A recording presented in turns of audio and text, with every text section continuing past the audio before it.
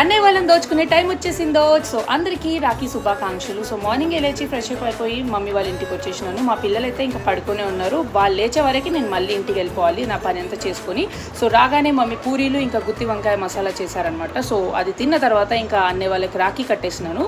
రాఖీ కట్టేసి అక్కడ మళ్ళీ వాళ్ళకి స్వీట్ అవన్నీ తినిపించిన తర్వాత అక్కడ నుంచి డైరెక్ట్గా మా పెద్దమ్మ వాళ్ళ ఇంటికి వెళ్ళినాను. అక్కడ వెళ్ళేసి మళ్ళీ మా పెద్ద డాడీకి రాఖీ కట్టి అన్నయ్య వాళ్ళందరూ ఎవరు లేకుండా అనమాట, అవైలబుల్లో లేరు.